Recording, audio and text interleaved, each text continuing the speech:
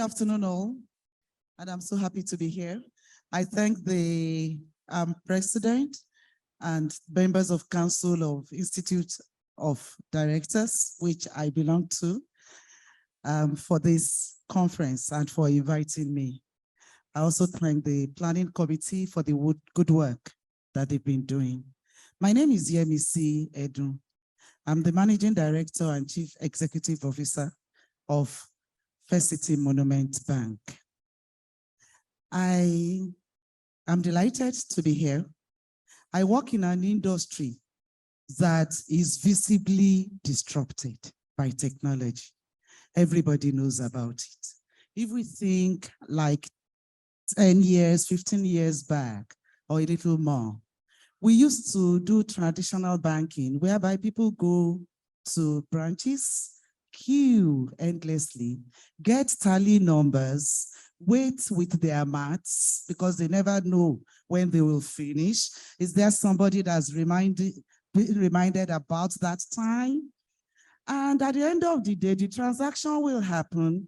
You wouldn't know whether it's gone in or not until after end of the month that you receive your statement, if you ever receive it. That was banking then.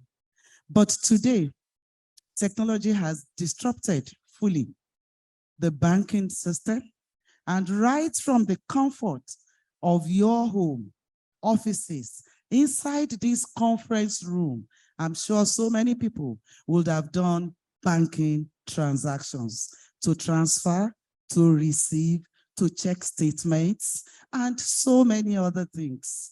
That is the work I do. Extreme disruption. But it's been so good so far. It's created lots of opportunities. Prior to now, during that period of traditional banking, we used to work with maybe you attend to 10 people in an hour. But right now, because all customers could transact by themselves, then millions of customers actually do banking in an hour. That's the type of opportunity that we've seen in disruptive technology. And this had been led in the industry by the board. They were able to embrace it because the transformation is such that is either you join the disruption or the disruption kills you.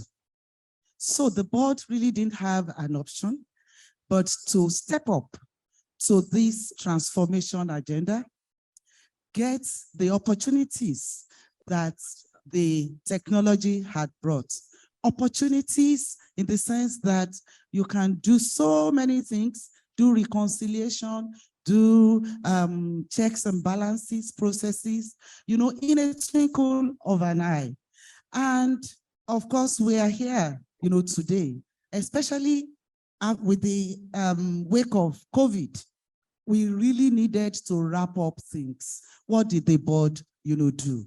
The board was able, to come up very quickly onto this transformation. But is that all the story? No, it came with its threats as well, numerous. We used to tackle fraud, for instance, of millions of naira. Now we talk of fraud in billions of naira. That's one of the threats. We don't used to have downtime. Our branches were opened and you will see tellers to attend to you. But right now, we talk of cyber threats that actually could hack your system and you may not be able to transact for days. Customers not being able, to use the system. So there are so many things that the revolution had brought, opportunities, threats, but that is the way, to go. We are in the digital transformation, and as board members, we need to imbibe it. So those are the things that I'll be sharing from the banking perspective today. What have we really learned? What are we learning? And how do we want to face the future? Thank you once again for inviting me. Thank you very much, Mrs. Edo. And it puts in a context from the presentation we'll have shortly from Mr. Adebo. I suggest we do brief introduction of your role. We'll do the presentation, and then in the panel, in the plenary, we discuss the context of the presentation to your role. Can I ask Mrs. Dunyo-Dunfa for that introduction? Okay, thank you. Good afternoon, everyone. And it's my absolute delight to be joining you today. Unfortunately, I can't be there in person because I'm not in the country. I'd like to thank the organizers of the conference and the entire IoT institution for this laudable and timely initiative. My name is Ade Dunyo-Dunfa, and I'm the founder and CEO of Digital Jewels Africa. What we do really is to help our clients manage the often difficult but very important balance in attaining IT governance. And that really is about governance, putting in place the structures and the processes and the systems that you need to ensure the proper governance of IT. I'm sure no one will argue with us about the transformational and the disruptive power of IT. And therefore, it needs to be properly governed. And then we also look out for the risks and ensure compliance with regulations. We have a footprint across about 15 African countries and still counting. And really for us, it's about helping organizations take advantage.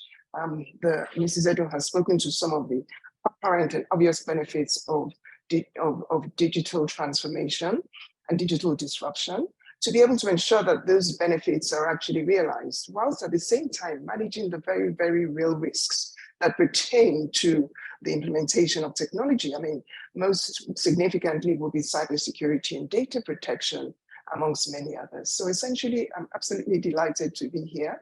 I think that this is a topic that I have a lot to say about, and I think it's so important for all of us to glean from it. I'm looking forward to gleaning myself. Thank you so much.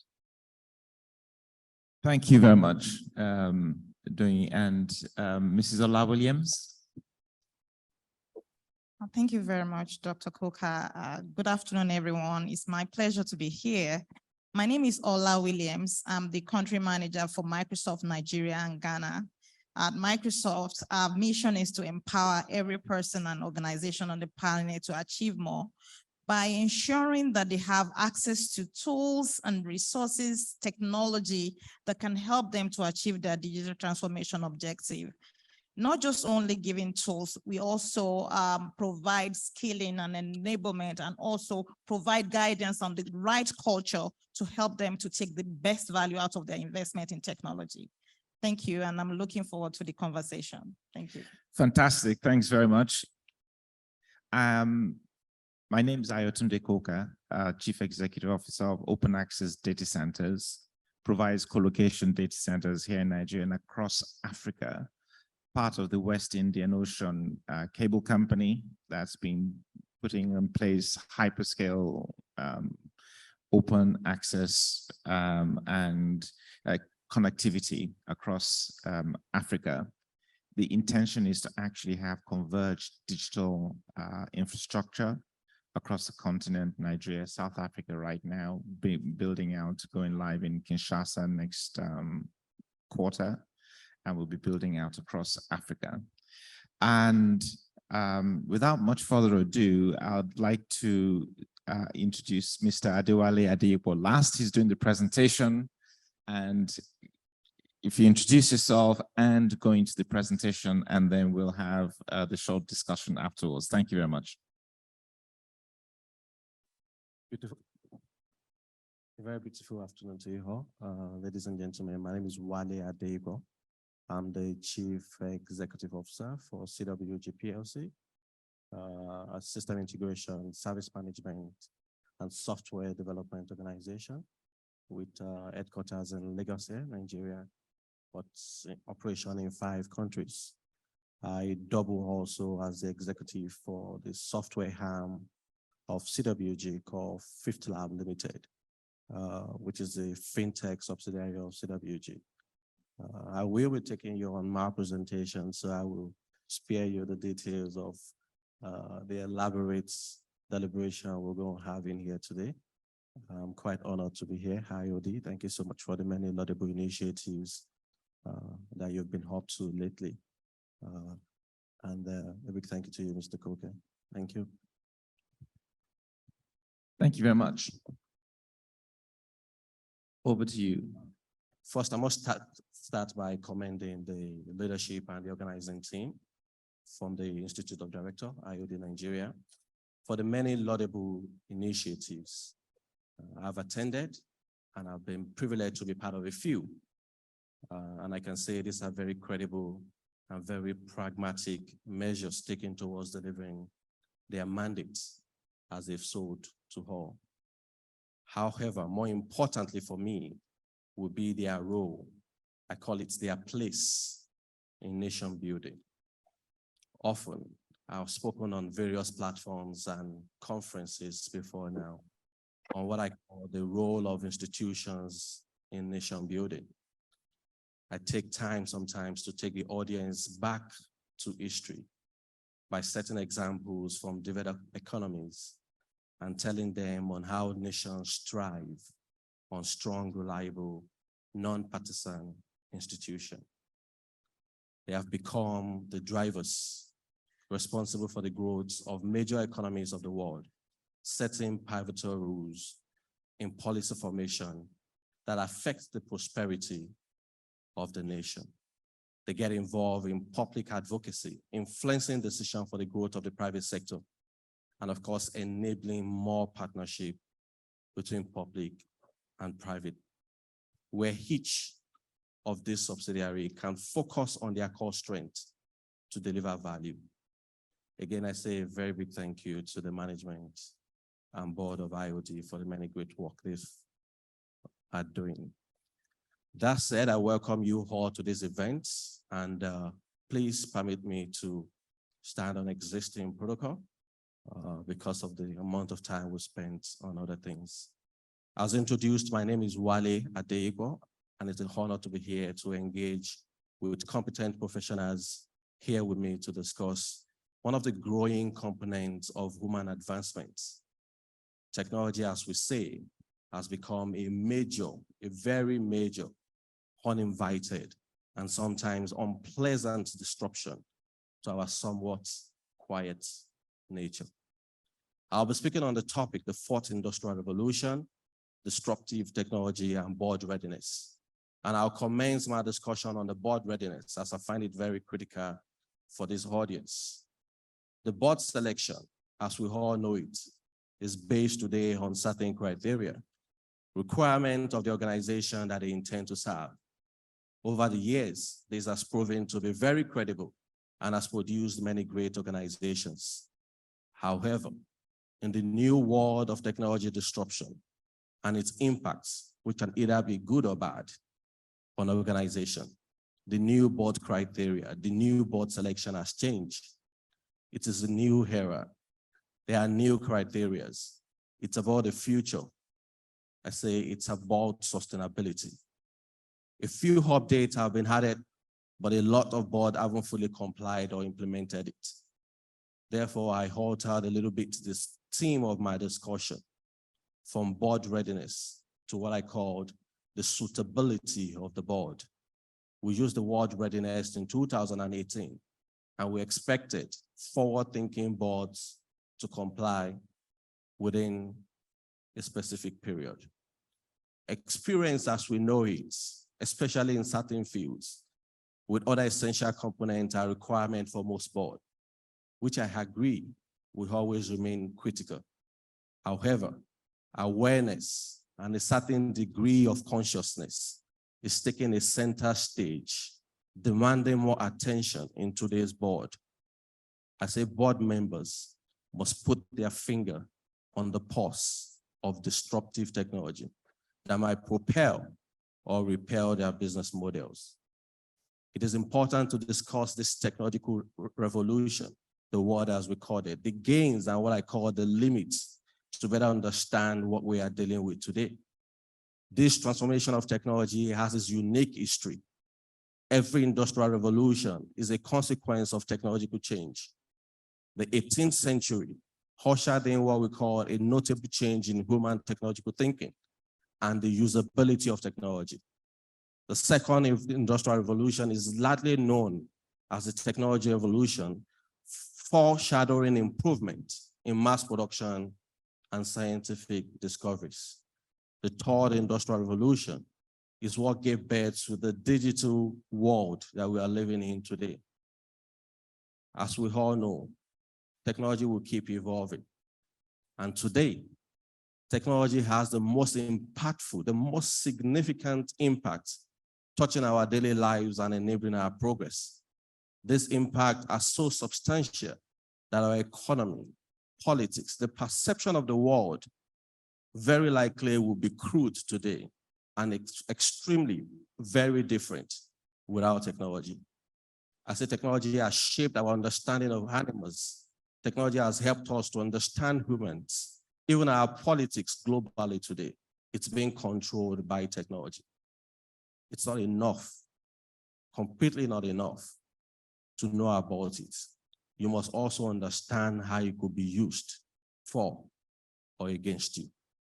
Technology has made it possible for a businessman in Ijegun, in Victoria Island, Lagos, Nigeria, for a businesswoman in Imosu, the Sialanga community in Abia State, to transact business seamlessly with another businessman or businesswoman in China.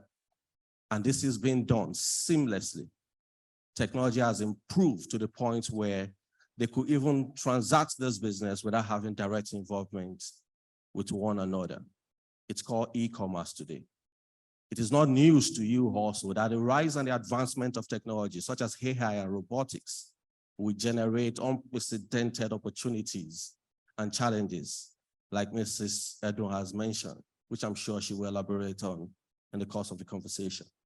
In the last few years, the improvement in artificial intelligence has been staggering, both for good and for bad.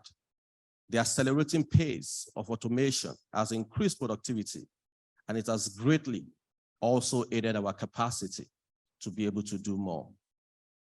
I say with technology, the possibilities are endless.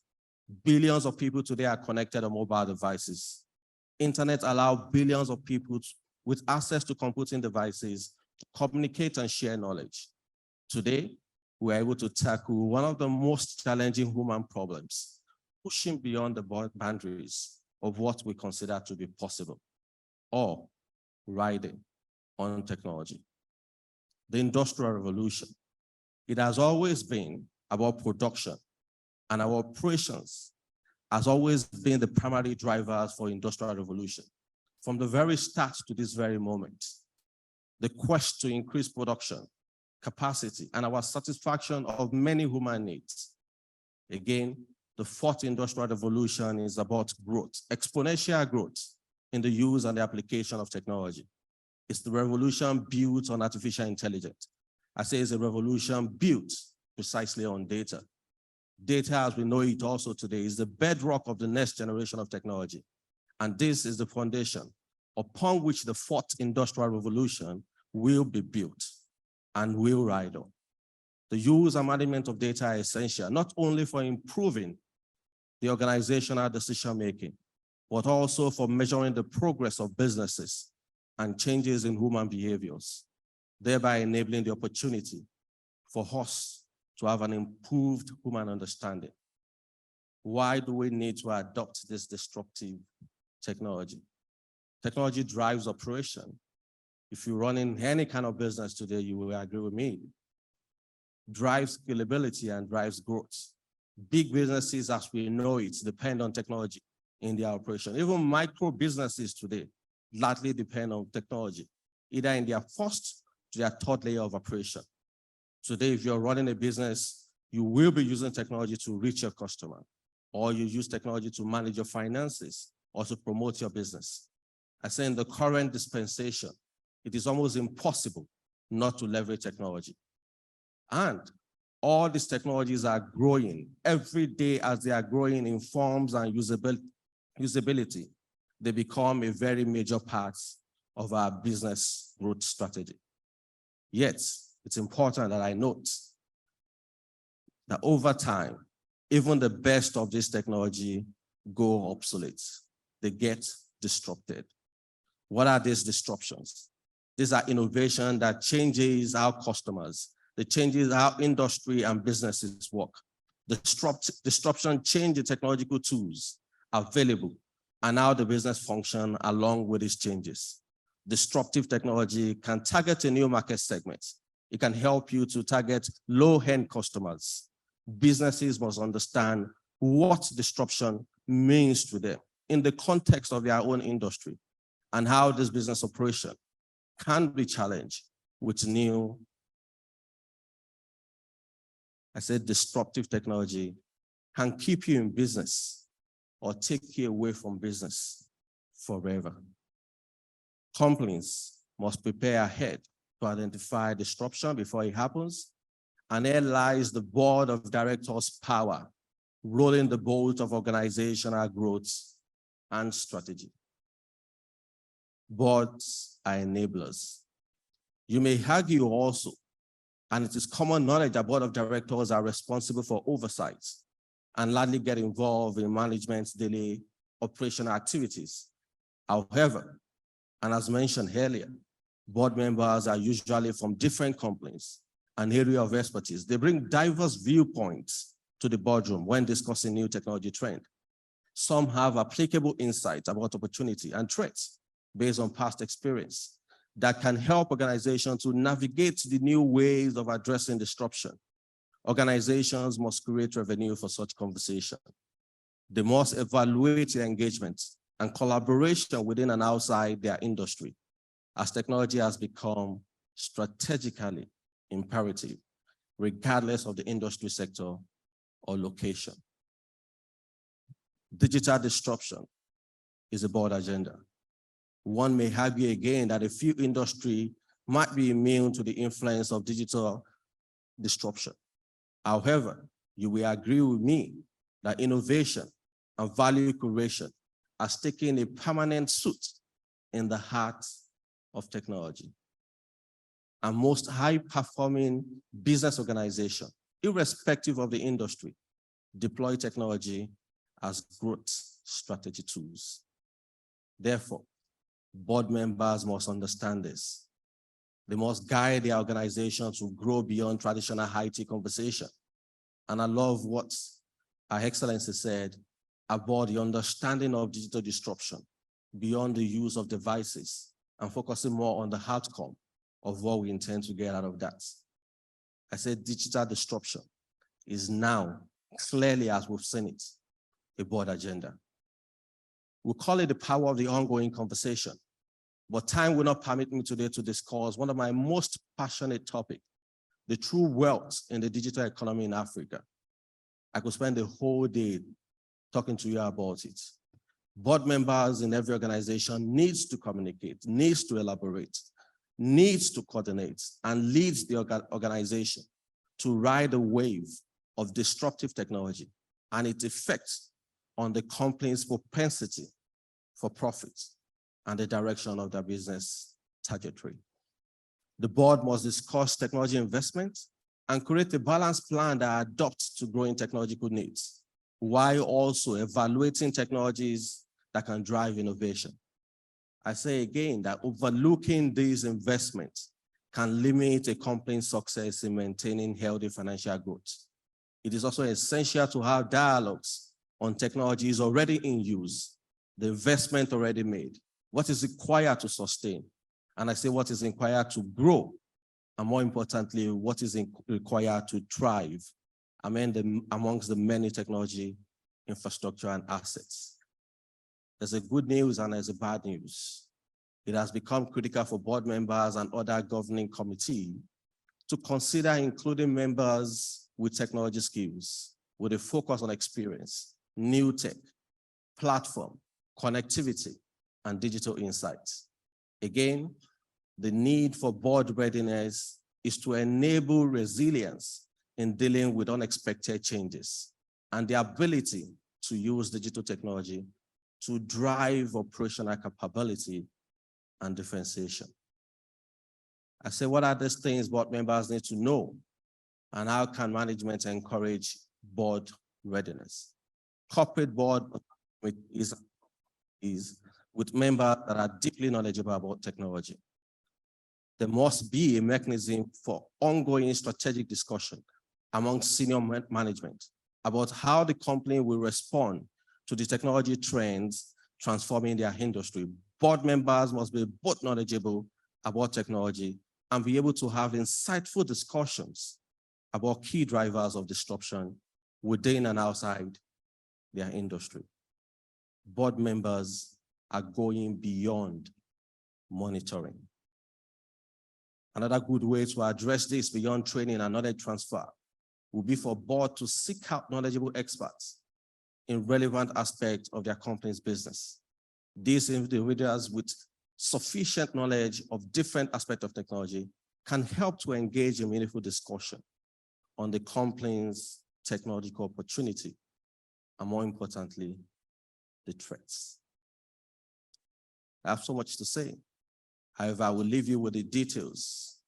I'll leave the details to the very able panel to do better justice to the topic. In conclusion, board drives the direction of an organization.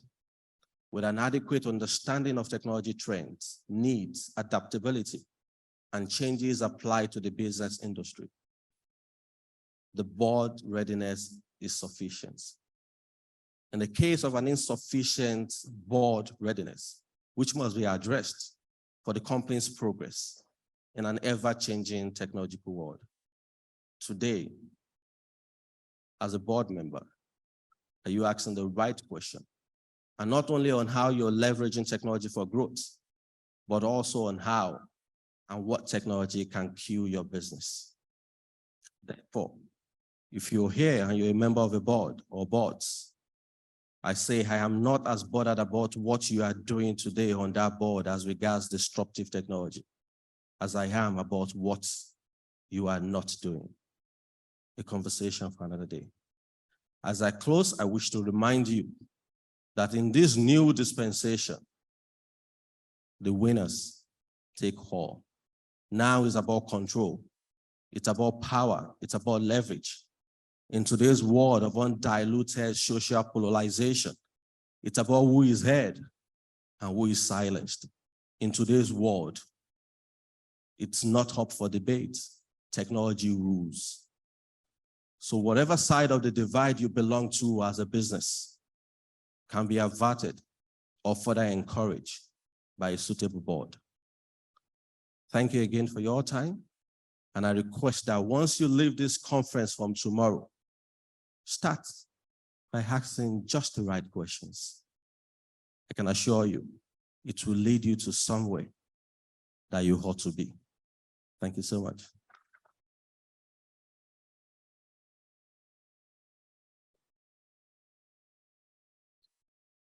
Excellent. Thanks a lot, Wale. So when I saw that presentation, I thought, wow, it's really very insightful. And I don't know if he spoke to the speakers from earlier on this morning with respect to the impact to businesses and society and the SDGs of technology and fourth industrial revolution. Just before the questions, I just wanted to bring a perspective on what's happened in the last sort of 50 years with technology. Probably a lot of people in this room are over 50. And if you're kind of over 45, but more likely if you're over 50, you've lived through the fastest amount of change in humanity in just the last sort of 50 years. The living through the end of the second industrial revolution, which was actually 100 years to around about the 70s. And then the 70s, we had the mainframe coming, the third industrial revolution with PCs and so on, and mobile telephony and all of that coming in from the 70s. So if we are born at or before the early 60s, you've seen all of that change come through. And we now have the fourth industrial revolution that really has been coming through since we had the internet and mid to late 90s and the World Wide Web coming through and all of the change that we've had over the last 20 years. We've created more data in the last 10 years than has been created in all humankind history. Yeah. So just to put it in perspective in terms of the amount of change that's happened, and it's not finished yet. So going into some of the thoughts and questions from the Microsoft point of view, how you're the leaders in the world, doing some fantastic stuff in emerging markets as well. It gives you a global perspective and a technological perspective. How do you see the impact of what we're calling the fourth industrial revolution and how that plays through both in business and in society? Thank you so much, Dr. Coker. That's an excellent question. I'll start with the recent experience because you spoke about all the changes that had happened in the past. When COVID struck, most of the organizations that survived are organizations that already have one form of technology or the other. And with just about 2 years of COVID, and I'll quote one of our CEO's famous quote, saying that we've seen more disruptions in terms of technology within 2 years that we've ever experienced in our lifetime. And since pandemic had, gone, hopefully, most of how we used to work, even play, had changed significantly. It will be disrespectful in the past to have a panel and have someone join remotely. It wasn't acceptable. But today we have one of the panelists joining us remotely and it's acceptable. But if you look at it in businesses, today the technology is disrupting business models. And if I want to quote some of the references that was made by the speaker in his presentation, in the past, when you look at, media, most of the media impact is either you have a physical newspaper or you watch things on TV, but today on your phone, you have access to adverts just by installing some application. And that is defining a lot of business models. Organizations are able to seamlessly exchange data securely because they have data and they're able to build new business models. Airbnb practically doesn't really own estates, but they have technology and are able to control millions of dollars in real estate industry. Same with Uber or Bolt, or now we have Lagride and different other ones that are coming up. So this is the way technology is shaping the way organization is doing business. And the MD of FCMB also mentioned how we used to do banking and today how people are doing banking at their fingertips. But we're just seeing a tip of the iceberg. There's still a lot more to come. With Web3 coming, not coming, is already here. With 5G on us, with Metaverse, we will continue to see changes in business model and how people want to be served, the kind of service they want to have, and how that is going to impact on how organizations should be thinking about remodeling their offerings to customers. And there's still so much more that is still in the offering that we need to be about. And that's why it's important. And I really appreciate the fact that the organizers think about technology, especially as it concerns the board, because that is actually a board agenda now. There's no way board can have any agenda that does not include digital transformation. And that means every board member should actually have one form or the other knowledge about what it means to them and how that affects them. Also understanding the threats in the industry and how that is also going to be affecting their business models. Fantastic, thanks a lot. Ola. Now, Mrs. Edu, you talked about in the introduction the changes you've had in banking, how it's impacting customers, the innovations you have, and so on. Actually, it's reduced the barriers to entry into the banking industry as well. Lots of different types of banks, digital banks can, be established very, very quickly, and so on. That brings other aspects of governance into effect. How do you deal with this change, the level of change? One, customer innovation digitally, but also you work remotely as a board, you have board meetings remotely, you have to govern all of this change that's happening. How do you deal with that as a bank and the board of the bank? Thank you very much, Mr. Cooker, for that. So maybe I'll take it in two aspects: how we deal with it as a bank, and then as board. So as I mentioned earlier, banking is one of the most visible disruptive business for technology. And in fact, the way the future is looking is like technology can erase banking. So it's actually one of the sectors, that could be easily displaced. Why did I say so? Banking is just what you use, for means of exchange. So you bank your cash, you use it to spend and everything.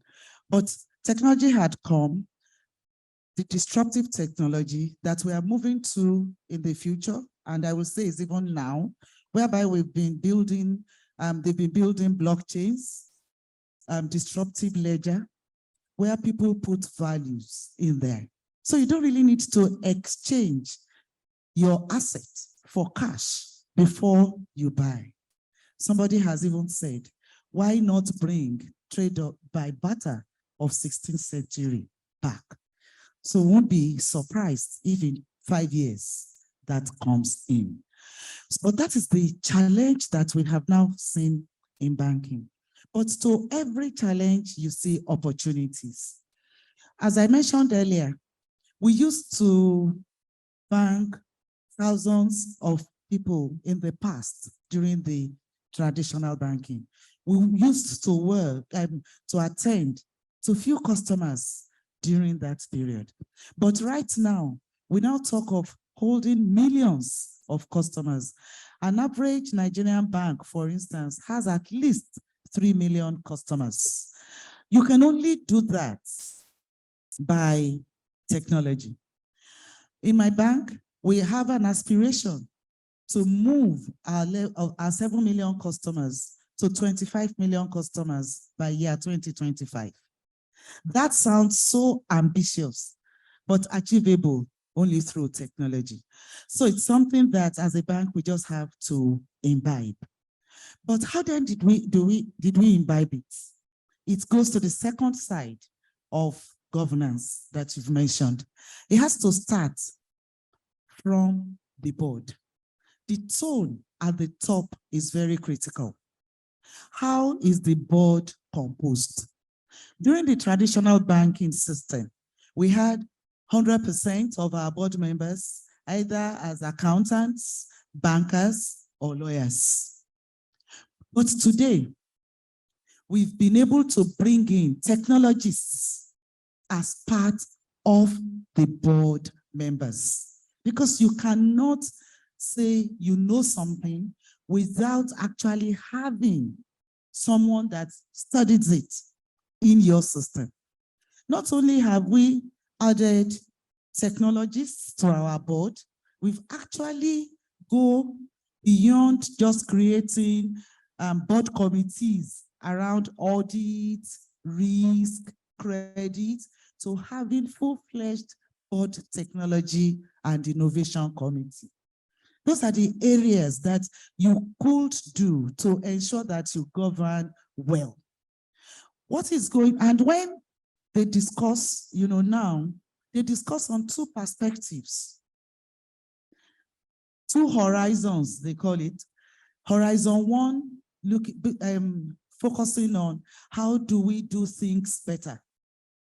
Horizon 2, focusing on how do we do better things. With Horizon 1, how do we do things better? We just look at our technology landscape. What are the governance around the technology landscape?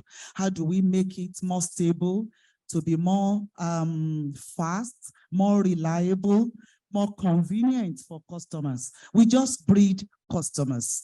How do we ensure that customers have confidence, enough confidence, to bank with us? As you have said, we've been so disruptive that you don't even have to have a bank to carry on banking business. We've had so many fintechs come into place. They are more nimble, more agile, less regulated, and they can move fast. So how do you transform your bank, a bank, to also compete with them? It means that doing things better, cannot be overemphasized in the boardroom. Then they move to the next level of the second horizon, creating governance around doing better things. That is where innovation comes in. What we are doing today, as Ola had mentioned, is its tip on the iceberg. What we're going to see in 5 years' time is going to be so exceedingly disruptive that innovation has to bring it to our doorsteps. How are we preparing for it as board? So all things around strategic thinking, changing the board structure, changing composition. And as I now round up, I will want to mention training and retraining as well in there. We, around governance, our board members do not speak about saying, oh, I'm just an accountant, I do not know technology. Everybody is being retrained, is being reskilled, and of course, reskilled. We've got to expand that. And it's not only left in the boardroom, we have to permeate it down the system. So towards management and the workforce, we don't, like my bank, have our technology units just in the technology department. We have technologists in HR, we have in finance, we have in audit, we have in risk, we have in business. Every area, aspect of all businesses now have technologists working, with them. That is how technology had come, to stay, with us. Let me pause here so that I don't take all the time. Thank you. Fantastic. That's really fantastic insights from a governance point of view. Perhaps something the IOD will now be looking at with respect to reskill, retrain, and rescale. At one time, I would say to CEOs, you understand the financial aspects of the business, yes, your balance sheet, yes. Of course, the legal aspects of the business, yes. But you're not the CFO. And then you say, well, you understand the people aspects of the business. And so my technology is that IT head over there. And it's changed right now because you cannot be an effective chief executive without a grasp of technologies. And there are quite a lot of chief executives who do not get that, and they become obsolete. And the businesses can die in one go.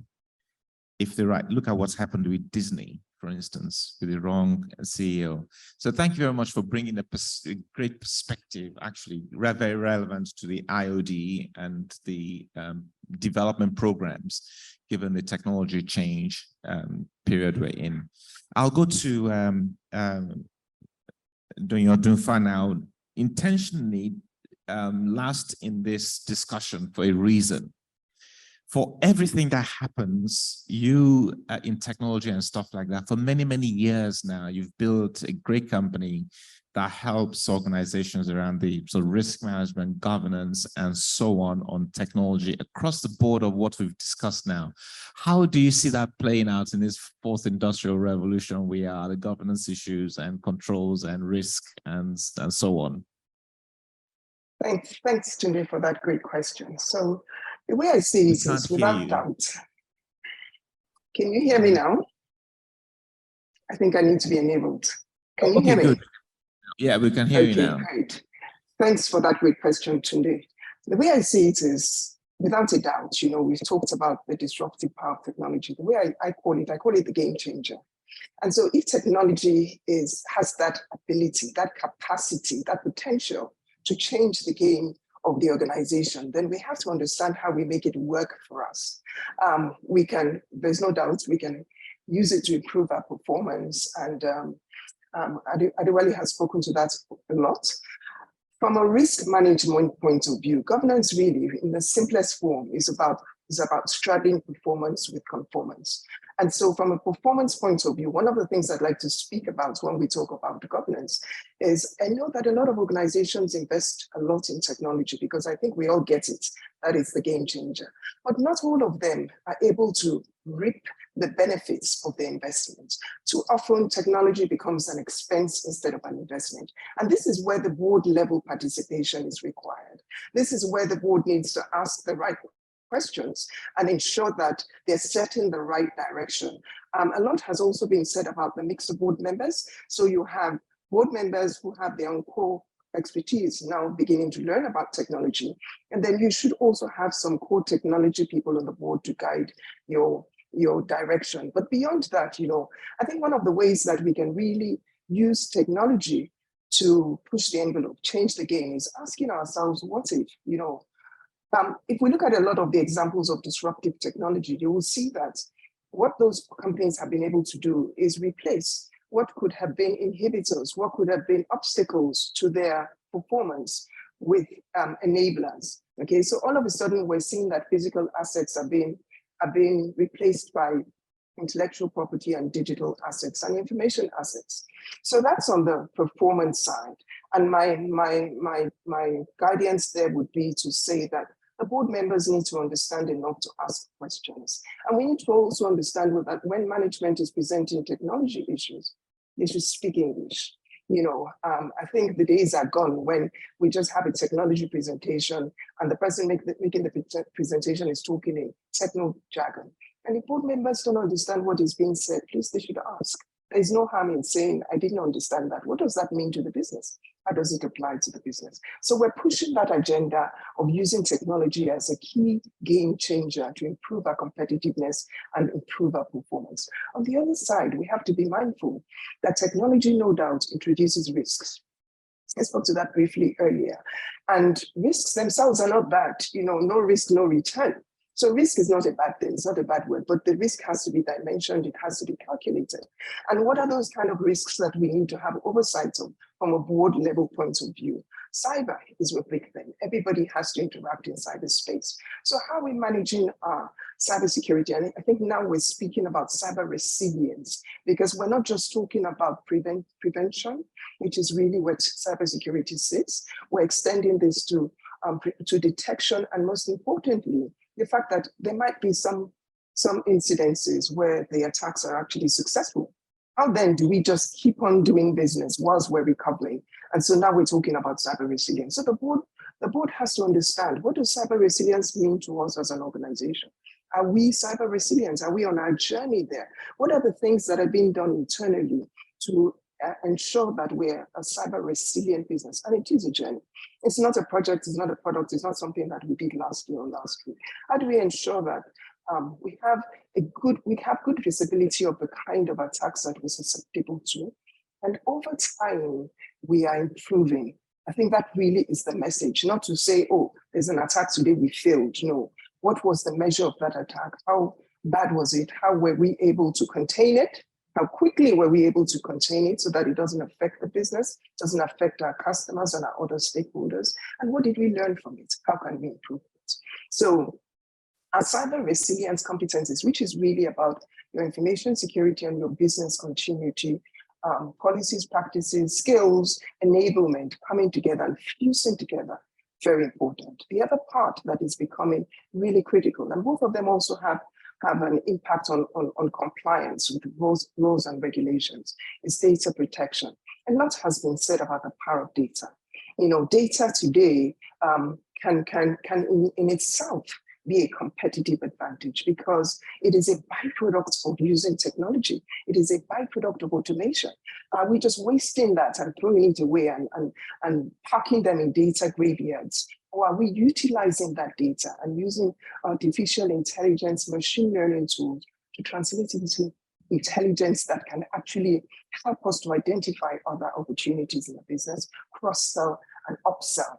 You know, so if we understand that data is a critical asset, I think it's now called the new gold, you know, or you know, depending on where you're coming from, the new gold. So it is a key asset today. It is probably a more important asset than a lot of the physical traditional assets that we used to. And so just like we will secure our head office, you know, the head office of our organization, we have to also secure data. The first thing is, do we even know where the data lies? Do we know where our most sensitive data lies? Who are the custodians of that data? What kind of safeguards and controls are we putting around that data to make sure that it doesn't get in the wrong hands? Because if it does, basically, that's intelligence that we have just released into the marketplace. You know, so board members really need to be on top of that agenda. Cybersecurity, cyber resilience, data protection, data privacy. Those are things that should occupy some of the board agenda. And I think this is a time when a lot of organizations are having board strategy sessions looking into next year. We should ask ourselves those what if questions. You know, what if? What are the key inhibitors to our business today that if we were able to use technology to dislodge, we will change the game? You know, we will disrupt our business model. We will turn things on its head. And on the other side is, what if we do those things? What kind of safeguards do we need to put in place, countermeasures, to make sure that we manage downside risk? And we make sure that we're able to answer those questions from a strategy point of view, from a policy process, and very importantly, from a skill point of view. We know what is happening on the skills terrain as far as technology skills are concerned in Nigeria today. It becomes more imperative that we have a rock solid talent strategy, because we can have the most brilliant technology strategies, business strategies that are enabled by technology. Brilliant. But if we don't have the skills, they will just remain ideas. They will just remain, you know, great ideas, great strategies. So how are we addressing that whole skills terrain? What contribution are we making to ensure that for ourselves and for today and going forward, we actually have the skills component that we need to drive our business forward, you know? So really, from a risk management point of view, in terms of using technology as a game changer, in terms of using technology to disrupt the business models, a number of things that you have to just bear in mind. Cybersecurity, cyber resilience, data privacy, data protection, making sure also that your board members are asking the right questions. And that means that whenever there is a technology presentation, they don't just sort of blur out and think, look, this doesn't concern me. Making sure that they have an understanding of these new technologies, you know. Mrs. Edo has spoken also about training. So it's not enough to say, oh, our board members don't have the skill sets innately. They can learn. They can get those skill sets. And then, of course, we get the core technology people to lead them on. And as I said, very importantly, sometimes omitted, but never more critical than now, the soft side of it, which is skills. So perhaps I can stop there for now so that I don't overrun my time. So to round up, I just want to give one perspective and then so we're rounding up viewpoint from the panelists. So the first industrial revolution was around about 120 years, right? I think that was the steam age. And then the second industrial revolution was around about 90 years, shorter, right? So that was lights and so on, and travel, cars. You know, the third industrial revolution was just 50 years, now half. It's now from the third to half. And we're in the fourth industrial revolution that's around about 20 years, maybe 15 years or so in the making, I guess, and it's shifting and transforming very quickly. So we may well have the fifth industrial revolution on us that totally even transform our lives even faster. One question is, do you think so? And two, there was this sort of SDG discussion we had earlier. Does it mean Africa will now have the chance to try to leapfrog the world? So those two questions. Yes, fifth IR is on us. What does it mean? Two, will Africa leapfrog the world? And then we'll close. Thank you. Good question. Definitely my answer to the two questions, yes. One, will Africa do we have the opportunity? Yes, we do. When we look at the structure of the world today, Africa is one of the youngest population in the world. And to look at children that were about 20 years old, given by your analogy, these are generations that are born in the cloud. They are born in a mobile first, cloud first world. They don't have the legacy of, technology that we do have. So we have that opportunity. All we just need to do is to put the right structure, the right policies, and provide that enabling environment to leverage this opportunity in our hands. And I think when the UN Secretary General was talking, she mentioned issues around education, and His Royal Highness did mention that as well. For us at Microsoft, we recognize this, and we recognize that Africa is actually a place where we can bring our mission to life. In fact, our CEO said that reinvention of Microsoft will happen in Africa because of this fact. And we're making deliberate efforts to drive that.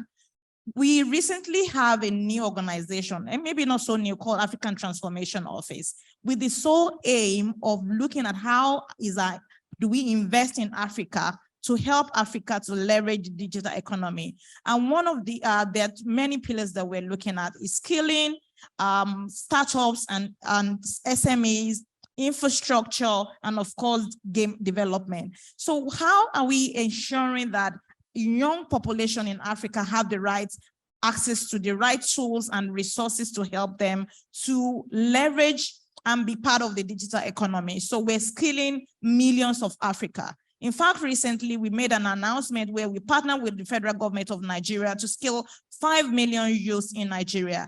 And Microsoft opened what we call African Development Center in Nigeria and Kenya recently, about 2 years ago, with the sole aim of employing local Nigerians, local Africans to contribute to global solutions that we develop. So anytime you're using any Microsoft product today, you should be rest assured that 1 or 2 Nigerians are actually contributing to that. And what does that translate to Africa? For Africa, it means that we can have more people come into Microsoft, and they could also potentially develop their own IPs that can be used across the globe. That's one aspect of it. There is a lot of interest in startups in Africa. And if you look at foreign direct investment into techpreneurs, whether it's in fintech, agrotech, health tech, there's a lot of interest from Silicon Valley to look at Africa as a place where they can have access to new innovations that can be invested in. So we have that potential as well here in Africa. And most importantly for organizations, a lot of organizations in Africa have not really made significant investment in technology up to what is obtainable in Europe and America. So the cost to entry for us is not as high. And with the cloud technology, you really don't necessarily have to have all the infrastructure. I mean, for example, Dr. Coker's organization is also providing that kind of service where you don't need to have all the expertise in-house. You don't need to invest in infrastructure. You can outsource that and pay for it on pay as you go, meaning that you don't have to have a capital outlay. It's more of OPEX versus CAPEX conversation, and that's a board decision. So we have that opportunity in Africa. One, with the fact that we don't have all the legacy technology, we're not as heavy in that space. And secondly, with the youth population that we have and the opportunity for us to transform. And thirdly, because of the interest from across the globe in terms of looking at how can organization invest in Africa, because they see the potential. And as the UN General did mention, there's so much potential here that we can look at the glass half full rather than half empty. So when we look at it from the point of half full, then what are the opportunities that we have here that we can actually take forward? For example, if looking at Africa education system alone, there is a lot of potential to drive innovation in that space, rather than having all our children, our words, traveling abroad for everything. There are ways that we can actually have digital solutions that will address such problems. There is so much potential even in our health industry. And I think for me, it's an eye-opener because we are seeing more investment in that space. A lot of people are reaching out to say, oh, we want to know about Microsoft Cloud for healthcare in Nigeria. And that got me thinking that we need to think about bringing together a lot of brain power around how do we support healthcare in Nigeria with technology. And it's not going to be something that is out of this world. They're already available and we can actually leverage that. So to answer your question today, yes, we have the opportunity, but of course we need to be deliberate around policies, guidance, and providing the enabling environments that can help us to achieve that. And definitely public-private partnership is something that we really also need to look at. Thank you very much.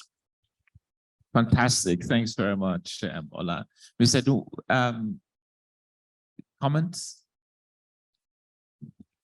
2 questions. Is 5 hours on us and we'll have to leapfrog the world? Is 5th Industrial Revolution on us, and with that, will Africa leapfrog? I'll say, I'll join Ola is saying that, yes to both. I won't expatiate as much as she is because we're mindful of time, but clearly, we're almost in the next revolution stage, and Africa will definitely leapfrog. Why did I'll just give an example, as to support that.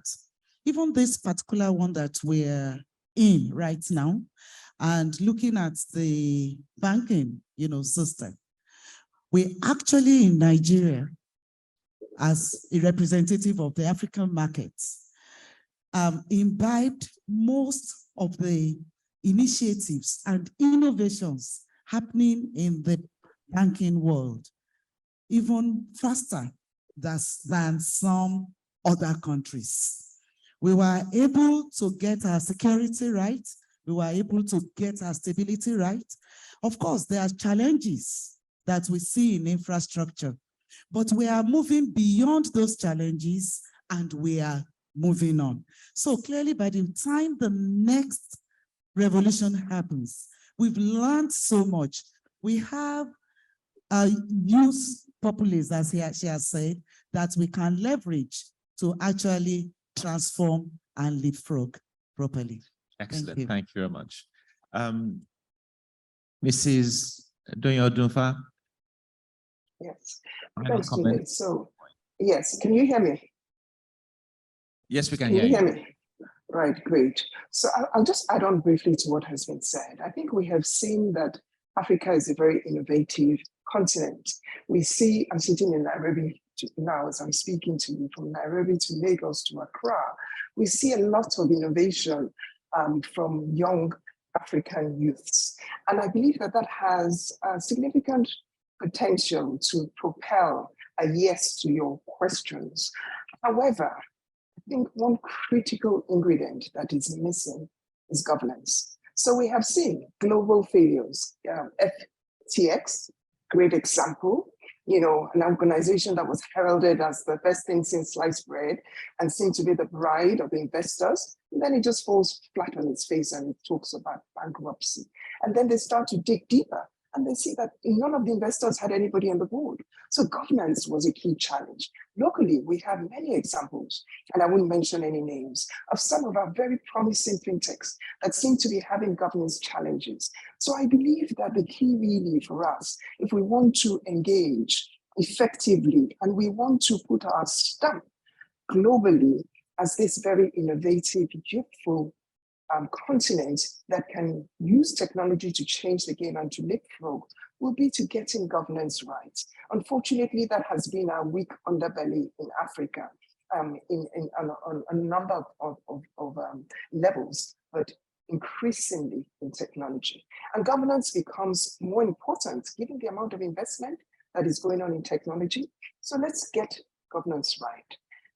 That dovetails to the skills, it dovetails to the systems, it dovetails to ensuring that investments that are made in technology are going to get a return and is sustainable. And then Africa will actually leapfrog digitally. Thank you. Get governance right. And perhaps if we leapfrog the world on governance, we'll leapfrog the world in technology. So Wale, you started us off with a great presentation, excellent presentation. Thank you very much. Now you can close us out with the summary on that. Okay, thank you so much again, Doctor. First to your last question, the way I see it, I say you asking for me that how likely is it for someone that has a whole lot of mineral and natural resources to be successful? And I'll tell you the answer is yes. The probability of success, if you take that to the evaluation in any part of the world, they will tell you is positive, even without necessarily looking at the variables and all the other indices that might support success. And I love what Professor Odunfa said about governance. I said there are major drivers in any economy. There are major drivers in every industry. Whatever industry you play today, there are drivers within that industry that leads to some kind of exponential growth. If you understand those drivers, then it's easy for you to be able to navigate your ways for growth. In Nigeria today, there are drivers of our economy. And that's why you find out that there are down times and there are low times in this country. By the time you take trade, diaspora transfers, you take policies, whether fiscal policies or monetary policies, which influence our interest rates, inflation rate, and all the rest, then you tell the position we have as a nation at every time. Go to your industry and go to your organization also. There are clear drivers for that. In what we are getting into, which I call the digital prosperity coming out of Africa, it's something we've not even taken time to understand what we're sitting on. I said, have you imagined a world where the leverage I have over you, it's not so much about where you come from, what you represent, how old you are, or where you've been. It's largely as a result of the data, the technology that you're exposed to. I said, have you imagined a world where largely there's a new accounting standard, the same way we have plant and equipment today in our balance sheet or whatever it is we have it, for you to determine the asset of an organization.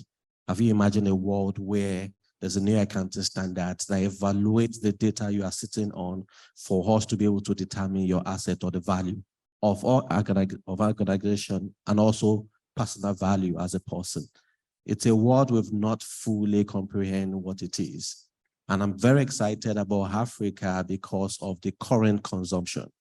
We might not be doing so much about it, but take the world consumption when it comes to digital economy and take what percentage of that is African contributing. The other way I see it, I say Binance is not stupid. I say Microsoft is not stupid. AWS is not stupid. I've gone into extensive engagement because of the kind of work I do, and I know how rigorous it is for these organizations to make certain decisions. They can't suddenly think Africa is the home if they've not seen something. The question is, have we seen it ourselves? So every other decision I make today, because I will not see it why they come and have more leverage over me, or you listen to me also have more leverage over me, is preparing myself for that next 5 years. And I think that's my strong message to everybody in this room today, whether you represent the board, you represent an organization, or you're just an individual. Prepare for the world that you've not fully comprehended. Prepare for a world that you've not fully understood what is coming on it. But find out what are the drivers for those. Last comment on this will be the area where I completely also agree to, I think it was a PwC report that was talking about the flight of women capital flights in Nigeria, which has been a major problem. But the submission of that report, I love it. To say at some point, the same way the diaspora transfer is a major element, a fundamental element in terms of the drivers of our economy today. That same way, are we going to see at some point these skill sets returning back to this country? And that's a place of governance that Mrs. Odonfa is talking to. We are more output biased, outcome biased in here.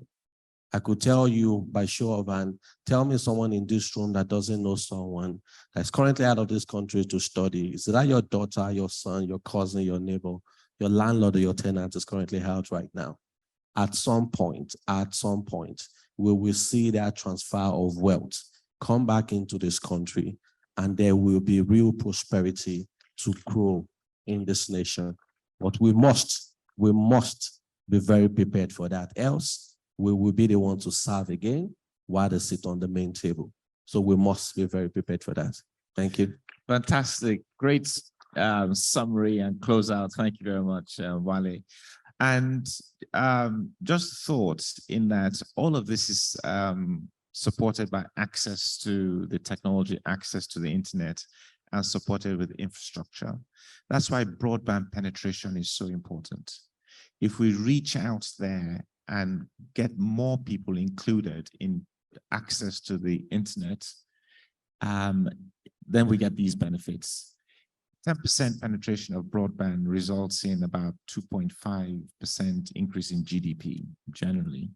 But if you don't get broadband penetration, you won't get broadband adoption. If you don't get broadband adoption, you're going to get everybody onto the internet to realize everything that we're talking about here, including banking and so on. And that's why that metric is so important. Right now, we have about 45% broadband penetration, which is about 80 million people. That's more than the population of many African countries and European countries in Nigeria have broadband access. 150 million people have internet access. So the transformational potential of broadband access and this leverage that we're talking about and so on, it's amazing, which means we could do global business process outsourcing in this country and stuff like that. We live in a global resource environment anyway. You know, from over here, people can deliver businesses and do software coding and everything to companies. So Japa is just a global way of life or where we are right now, but perhaps we'll even reduce that if we get the right penetration and adoption of the technology. I'd like to thank the panelists very much for some fantastic, great insights, the presentation from Wale. And it's been a real honor to have the privilege to be sitting here asking the questions. Thank you very much and good day. Thank you. Please, a round of applause. Let's appreciate our distinguished moderator, Dr. Ayotunde Koka, Fellow of the Institute of Directors, and his very robust team, those interventions all the way through to the digital Jakbarizations. The digital Jakbarizations. Yes, I did say that, I did. So I'd like to respectfully ask that you please all stand for your photograph. And may I ask that our online participants should please be put there so she's captured in the picture.